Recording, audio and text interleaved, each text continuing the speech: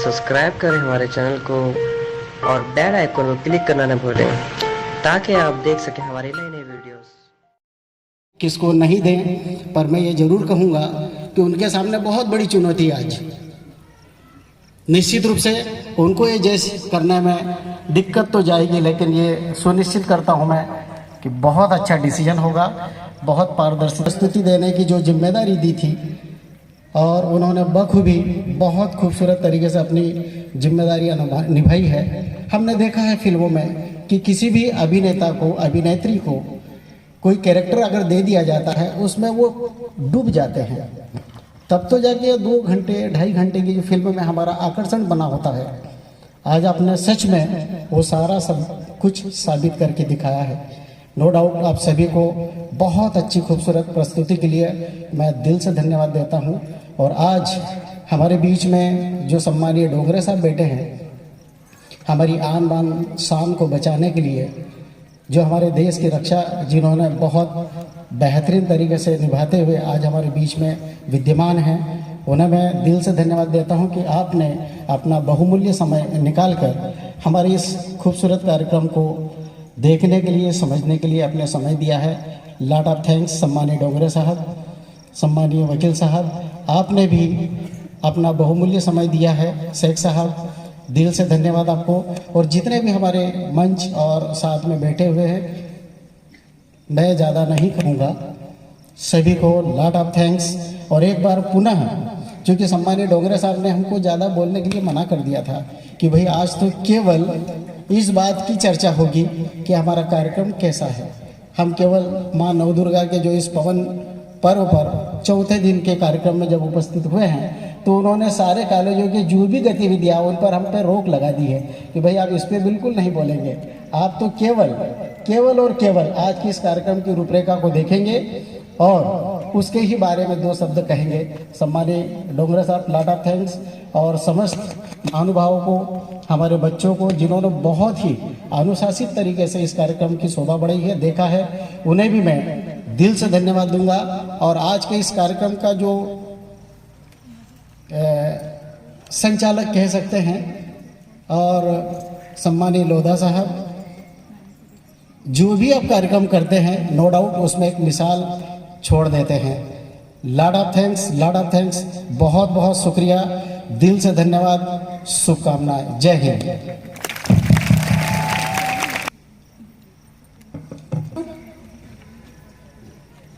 May I request respected director sir, please come and say few words.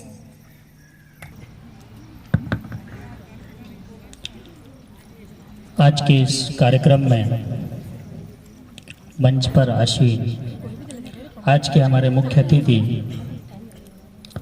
Dongre साहब, जिन्होंने इतना व्यस्त रहते हुए भी आज, और उनकी इच्छा है कि आगे नर्सिंग, चूँकि सर भी आर्मी में काम जरूर किया लेकिन हेल्थ विभाग में किया है, तो चूँकि उनसे अपन को बहुत सारी चीज़ें सीखने को भी मिलेगी, लेकिन उनकी बातें वो बाद में रखी जाएगी, वो सर ने पहले ही डिक्लेयर कर दिया है। एवं हमारे विशेष अतिथि के तौर पर और इस संस्था के सहयोगी साथी खोड़े साहब,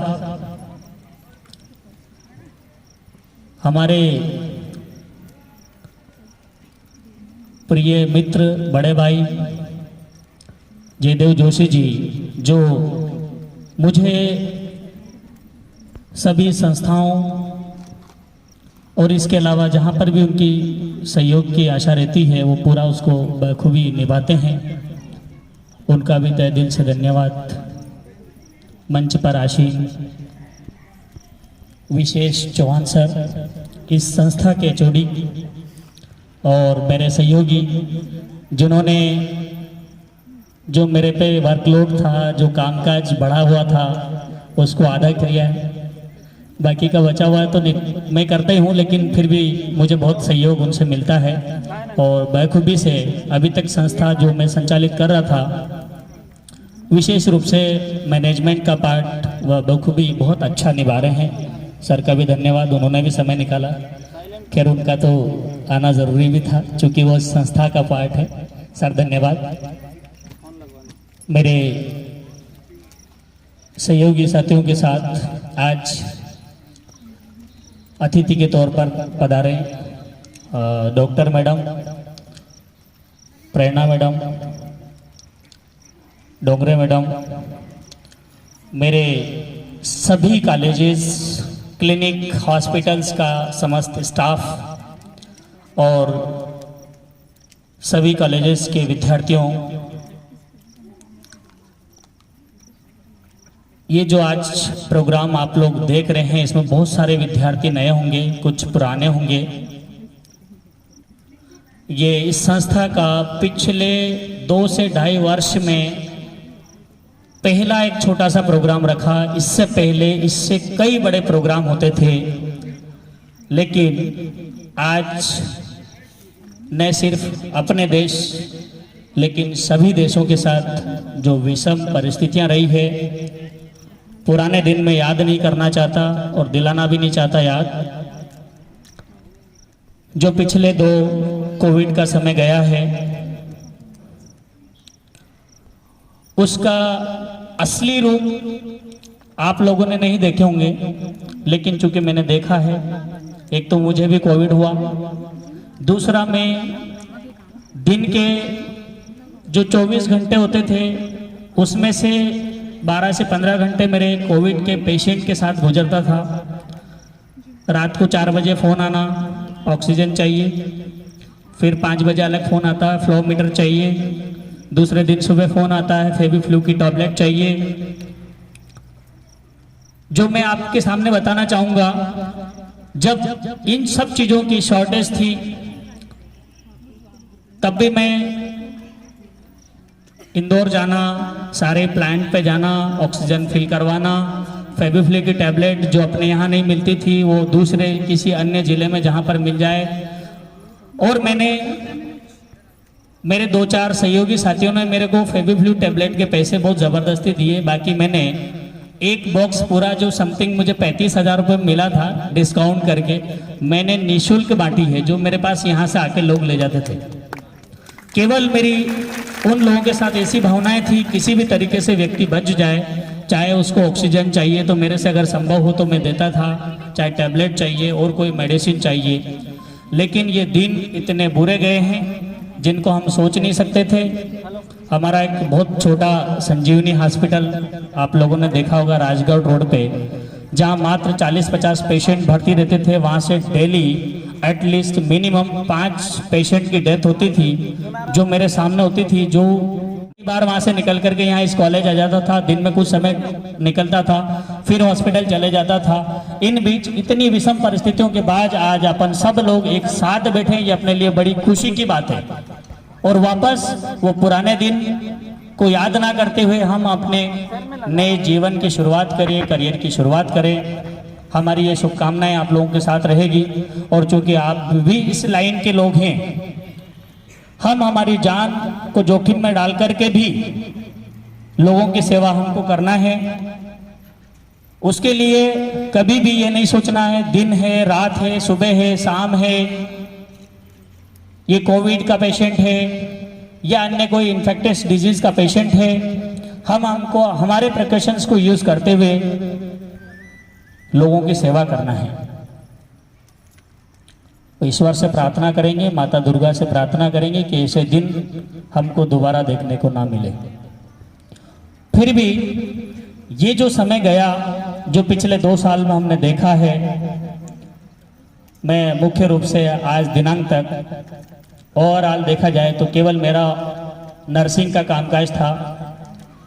नर्सिंग के क्षेत्र में मेरा कामकाज बढ़ाया मैंने। नर्सिंग के बहुत सारे कॉलेजेस का सेटअप किया है, उनको आगे संचालित किया है। लेकिन पिछले 2 वर्ष में जो देखने को मिला है उसको देख करके अब मेरा मन इन चीज़ों से अलग डायरेक्शन में जो जाने लगा है वो है हॉस्पिटल लाइन।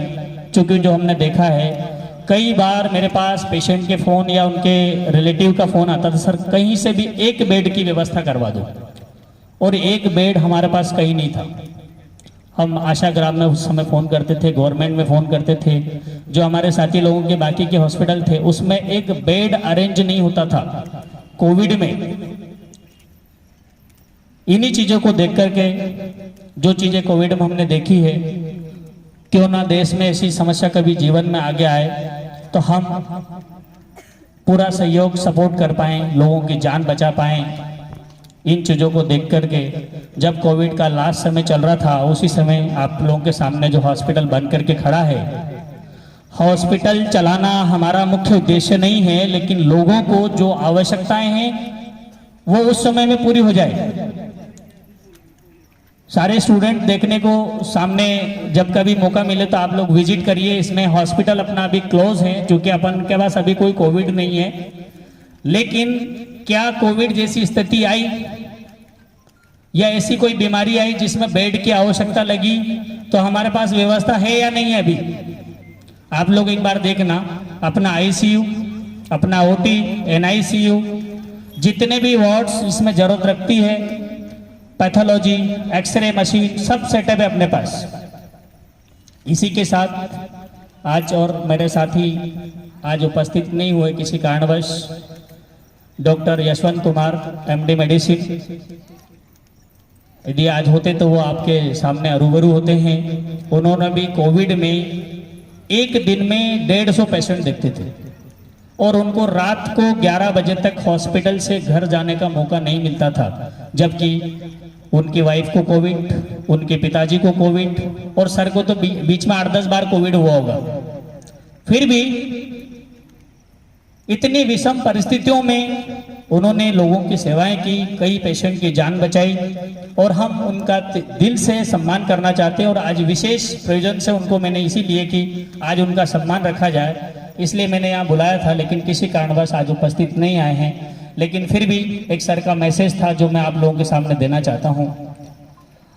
क्योंकि सर ने भी वो दिन देखे हैं, लेकिन चूंकि उस समय सर सर्विस में थे, सर्विस में किसी पेशेंट को फीस में डिस्काउंट नहीं दिलवा सकते, अपने से बेड नहीं दिलवा सकते हैं, केवल पेशेंट को देख सकते थे।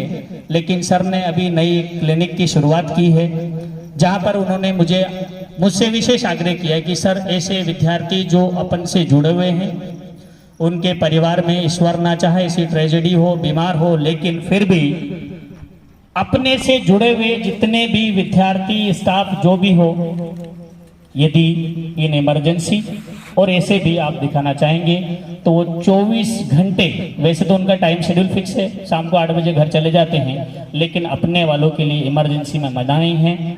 उनकी ओपीडी की चार्जेस कुछ 300 रुपये, वैसे बहुत नॉमिनल अपने बड़वानी में सभी लोगों का, फिर भी उन्होंने कहा कि सर जो अपने से जो लोग जुड़े हुए हैं उनसे और 50 रुपये कम रखेंगे। उन्होंने हमारे बीच शायद राजेंद्र बैठा है क्या? हाँ, राजेंद्र भी है, पैथोलॉजी का कामकाज देखता है और इसके लिए भी उन्होंने बोला है कि यदि कोई ऐसे पेशेंट है जो उनकी क्लिनिक तक नहीं पहुंच सकते हैं या सैंपल कोई जांच होना है तो ये उनके घर तक जाएंगे, सैंपल कलेक्ट करेंगे, जांच करेंगे और वापस उनको डॉक्टर साहब को वो रिपोर्ट दिखा करके घर तक पहुंचाएंगे। ये भी एक सुविधा रखी है। दूसरा, उन्होंने जो कुछ टेस्ट है जिनके बारे में मैं आखिरी में राजेंद्र को माइक दूंगा जो वो बताएगा, क्योंकि लैब के बारे में मैं ज्यादा नहीं जानता हूं, लेकिन आज की तारीख में सबसे ज्यादा पैसा यदि खर्च होता है तो वो जांचों में और मेडिसिन में होता है। हॉस्पिटल का चार्ज बहुत कम होता है, 500 रुपये बेड चार्ज, 300 रुपये डॉक्टर की फीस, लेकिन सबसे ज्यादा पैसा कहाँ लगता है? पैथोलॉजी में और मेडिसिन में। उसके लिए भी सर ने बहुत सारी छूट, समथिंग 2100 रुपये की है तो उसको 1100 रुपये में रखवाई है, सारी सुविधाएं दी है। दूसरा, उनके लिए एक विशेष ये रखा है सर ने कि यदि किसी की जांच होती है तो उसके लिए कंसल्टेंसी फीस फ्री रखी है, क्योंकि उसने जांच में इतना पैसा दे देता व्यक्ति तो उनसे और अन्य फीस नहीं ली जाए। और इसके लिए सभी जो हमारा महामृत्युंजय कॉलेज चलता है उनको तो मालूम है, उनके सामने उनका ओपीडी है, लेकिन जो दूसरे कॉलेजेस में पढ़ते हैं जैसे अपने संजीवनी कॉलेज है या अन्य कॉलेज में बच्चे पढ़ रहे हैं, जैसे मधुबन के विद्यार्थी हैं, आप कभी भी जा सकते हैं, विजिट कर सकते हैं, देख सकते हैं। कोई सी भी ऐसी इमरजेंसी आती है तो जनरली वहाँ के जो नंबर हैं वो हम आप लोगों को अवेलेबल करवा देंगे, सारी डिटेल्स आपको मिल जाएगी।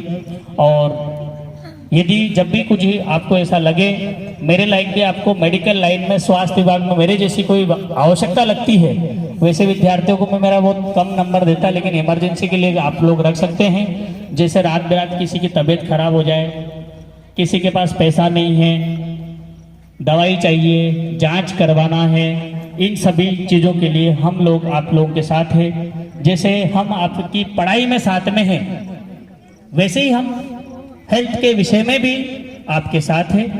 आप बेझिझक इसके लिए कभी भी आप लोग जो स्टाफ है इनसे भी संपर्क कर सकते हैं। ये लोग भी आपको सही गाइडलाइंस दे देंगे और आप मुझसे भी संपर्क कर सकते हैं इन इमरजेंसी।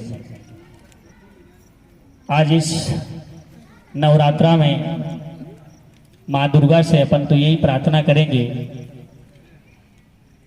कि जो समय पुराना गया है ये जीवन में अब अपन को कभी देखने को ना मिले, ऐसी माँ दुर्गा से हमारी आशाएं रहेंगी। सब लोग साथ में पढ़ाई करें, आगे बढ़ें। बहुत लंबे समय से नहीं हो रही है, पिछले 2-2.5 साल से उनकी एक भी परीक्षा नहीं हुई है।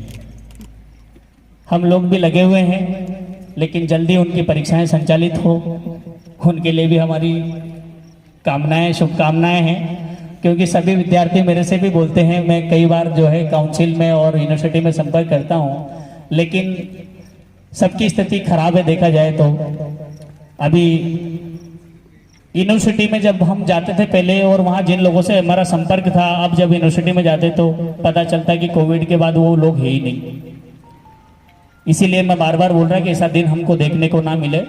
और अभी हमारे सभी कॉलेजेस में थोड़ी स्टाफ और की कमी है, मैन पावर की कमी है। उसका सीधा अर्थ ये नहीं है कि हम स्टाफ नहीं रखना चाहते हैं, उसका सीधा अर्थ ये है कि स्टाफ अभी अवेलेबल नहीं है। जितने लोगों ने पहले नर्सिंग किया था, रजिस्टर्ड है, उसमें से 90% लोगों की सर्विस लग गई है। वो कहीं न कहीं NRHM में, HM में, CHO की पोस्टिंग, सिविल हॉस्पिटल या जिला चिकित्सालय, CSC, PSC कहीं पर भी उन लोगों की पोस्टिंग हो चुकी है। अपने लिए खुशी की बात भी है कि जिन लोगों ने इतना बड़ा पाठ्यक्रम, इतना पैसा खर्च करके, समय खर्च करके ये कोर्स किया है, उनकी जॉब लगना चाहिए। ये हमारे लिए अच्छी बात है, लेकिन हमारे लिए केवल बुरी बात ये है कि अभी हमारे पास स्टाफ की कमी है। लेकिन अभी विदिन मंथ जब भी परीक्षाएं हो जाएगी, BSc नर्सिंग की जब भी परीक्षा हो जाएगी, आपको पूरा स्टाफ वापस प्रॉपर मिलेगा। क्योंकि जब तक आप पुराने टीचर तो सब गवर्नमेंट में जा चुके हैं, नए टीचर जब तक आप बाहर नहीं आएंगे तब तक अपने पास थोड़ा सा अभाव रहेगा। लेकिन फिर भी आप अपनी सेल्फ स्टडी और जो टीचर्स आप लोग को पढ़ा रहे हैं उनको कोऑपरेट करें, आप लोग सहयोग करें और अपनी पढ़ाई में विशेष ध्यान दें। और वंस अगेन हमारे मुख्य अतिथि डोंगरे साहब, और उनसे निवेदन करूंगा कि जो हमारे विद्यार्थियों को भविष्य में हेल्थ के बारे में जितनी जानकारी दे सकते हैं, सर से मैंने निवेदन भी करा कि मेरी जो संस्थाएं जो बाहर है वहाँ पर भी मैं सर को लेके जाऊंगा और सर को जो है उनके बारे में, अपने सभी संस्थाओं के बारे में बताएंगे और उसके बाद जो है उन विद्यार्थियों को भी इसके बारे में जानकारी मिले। इसकी जानकारी अपन डोंगरे सर से। और इसके साथ हमारी शुभकामनाएं सबके साथ हैं, हमारे स्टाफ, हमारे विद्यार्थी, हमारे आज के मुख्य अतिथियों का ऐसा सोचना और आशा है कि एक बार सबसे पहले स्टाफ का ओपन गरबा हो जाए और उसके बाद फिर स्टूडेंट का कंटिन्यू रहेगा। ऐसा डोंगरे सर का सोचना है, तो लेकिन उसको पूरा किया जाएगा क्योंकि आज वो हमारा मुख्य अतिथि है और वो उनकी इच्छा है। इसके बाद चूंकि नवरात्रा है इसलिए भोजन की व्यवस्था तो नहीं, लेकिन आप लोगों के साथ फरियाली की व्यवस्था की गई है, वो आप लोग सब लोग लेंगे। और आज जो हमारे पास बाहर से जितने लोग पधारे उनका वंस अगेन तहे दिल से धन्यवाद। Doctor madam, Dongre sir, Khode साहब और हमारे क्लिनिक से पधारे प्रकाश पियारो साहब, राजेंद्र। अच्छा, राजेंद्र को कुछ बताना है क्या? अच्छा, सफिशिएंट है ना, गुड। जितना मैंने बताया उतना काम पूरा करना, कि मेरा नाम खराब होगा ऐसा बोल दे कि घर से जांच के लिए सैंपल लेके आएंगे, बाद में नहीं लेके आएंगे। Okay, wish you all the best. जय हिंद, जय भारत, जय दुर्गा।